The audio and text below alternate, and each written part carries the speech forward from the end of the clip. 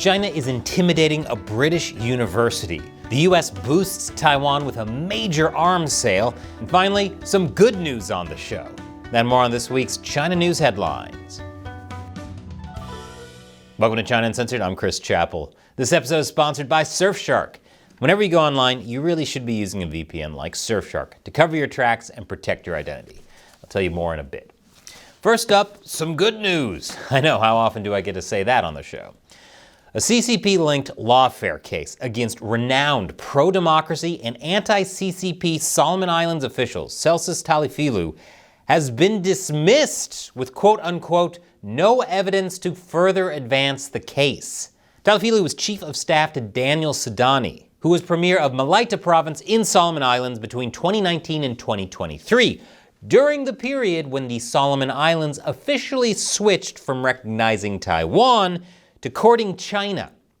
Together, the two men fought the growing CCP influence in the island nation and were rewarded for their efforts by being arrested and charged with organizing unlawful assemblies and protests, which of course they didn't do.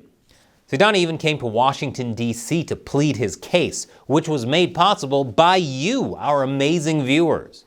Unfortunately, Sidani died a month ago just before the verdict was due. Then it got delayed. But now, the case has been tossed out, and Talifilu is free to continue his fight against the CCP, which he will need to do because it's pretty clear that the Chinese Communist Party still wants to have a foothold in the Solomon Islands, which are conveniently near Western countries like New Zealand and Australia. So, like a roommate that just won't admit he ate the leftovers, the fight continues. And in more predictable news, the CCP is whining again after the US Trump administration approved a potential $330 million arms sale to Taiwan. In fact, China has lodged a formal complaint against the US, urging Trump to avoid undermining the development of relations between the two countries and militaries. The $330 million sale covers various aircraft parts, including those for fighter jets. And it comes as Taiwan is resuming work on a next-generation 6,000-ton frigate program. That's right, China, you're not the only country engaged in military modernization. Now, of course, the CCP complained, and the US responded by confirming that it also sold a $700 million air defense missile system to Taiwan, bringing the total sale to over $1 billion. Almost makes me feel sorry for the CCP. Almost, but not really. The Philippines is holding anti-invasion drills in northern Luzon and the South China Sea because they actually have to worry about safeguarding national sovereignty and territorial integrity. The annual joint exercise includes 2,000 soldiers as well as unclear numbers of national policemen and Coast Guard personnel. Naturally, this is all about China and its history of aggression towards the Philippines. But Chief General Mayo Bronner Jr. also said that this is about preparing for a contingency in the broader region and that his country must start planning for actions in case there is an invasion of Taiwan. Which is a little crazy that he said in case instead of when. According to a new report by the BBC, a Chinese firm managed to buy an insurer for CIA agents back in 2015. The small private company Fosun Group, which is believed to have ties to the CCP leadership, purchased Right USA, which had access to personal details belonging to many of the US's best intelligence agents, which isn't very intelligent. The reporter who broke the story after getting a tip says of the sale that there was nothing illegal about it. It was in the open, so to speak, but because everything's intertwined so closely in Beijing, you're essentially giving that information up to Chinese intelligence. And the BBC revealed that Chinese government-affiliated banks funneled $1.2 billion through the Cayman Islands as a loan so that Fosun could make the purchase. Intelligence sources have said this case is one of the reasons why the first Trump administration in 2018 decided to tighten investment laws. And after the story broke, the Committee on Foreign Investment in the United States, or CFIUS, launched an inquiry, and the company ended up being sold back to Americans. But it should have never happened in the first place. Hopefully people in Washington have learned their lesson. Oh, we're screwed. According to a recent report by The Guardian, a British university halted human rights research, which is great news. That must mean that they couldn't find any abuses. They were finally living in the utopia. Oh, it was after pressure from China. Because of course it was. Sheffield Hallam University is home to Helena Kennedy Center for International Justice, which is basically devoted to investigating human rights abuses. And back in February, the university ordered one of its best-known professors, Laura Murphy, to stop her research focused on the Uyghurs, and not just because China has done so much ethnic cleansing they can't find any. She was also ordered to take down the Forced Labor Lab website, which she and her team put together. Murphy's work was previously held in such high esteem that several international bodies and governments relied on it to shape policy. And the university had also praised it. But when the CCP got involved, that all changed. Sheffield Hallam claims that this was done to protect staff in China after 3 state security officers visited the university's Beijing office in April, and because of a Chinese company that had sued the university based on a previous forced labor report. But other sources indicate that the university was explicitly trading her academic freedom for access to the Chinese student market. Because why let a little genocide get in the way of those fat tuition dollars? Losing that would be the real crime against humanity. Protections for academic freedom have recently improved in the UK, and last month the university apologized, reinstated Murphy's research, and lifted the ban on the Forced Labor Lab website. But Murphy had to threaten legal action for the website to be restored, and she still remains cautious about her work with the university. If you want to see more about just how far gone the UK is when it comes to China, check out this episode I did recently.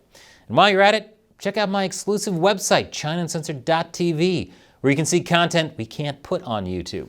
Plus, you can chat with me, Matt, and Shelley, and the whole team. Subscribing only costs as much as a bag of coffee, so go ahead, check it out. And thanks for your support. And while we're on the topic of the UK, there's outrage in the country after Chinese state security was granted permission to check visitors' passports at a British heritage site that is still, somehow, inexplicably, slated to be the home to the CCP's new super embassy, pending a final decision on December 10th. One Tory MP said that this is yet another example of the Labour government caving into China's bribery, blackmail, and bullying.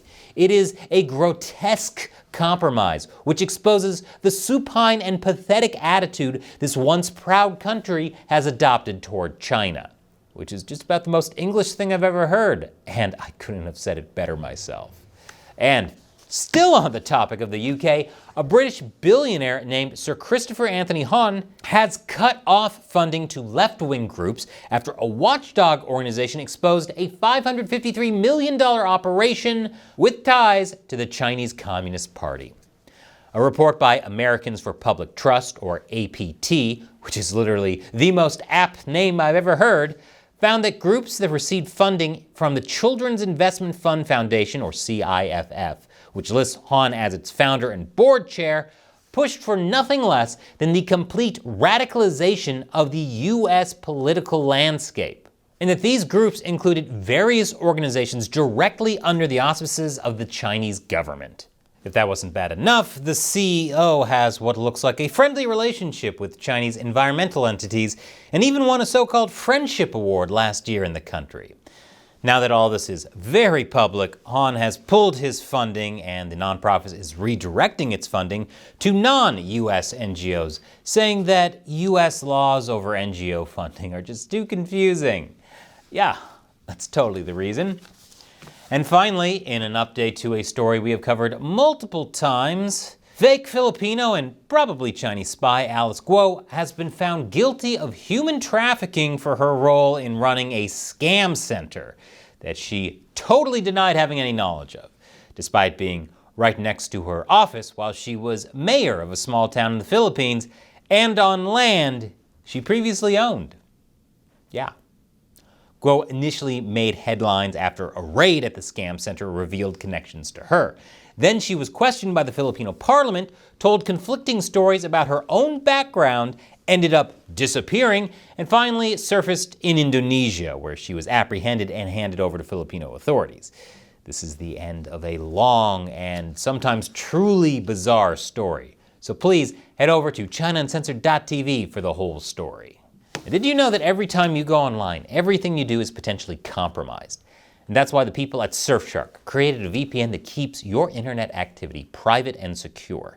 If you're not taking active steps to protect yourself Everything you do is being tracked and logged by the websites you visit, your internet service provider, and often by your own government. Using a VPN makes you harder to track. Surfshark has servers you can connect to in over 100 countries, more than any other VPN. That includes a server in the British Virgin Islands, where the law allows companies to not log user data. So stay safe and check out Surfshark. With just one Surfshark account, you can connect as many devices as you want. It also comes with a 30-day money-back guarantee. Go to surfshark.com/uncensored and use the code uncensored to get up to 4 months extra. The link is in the description below. Once again, I'm Chris Chappell. See you next time.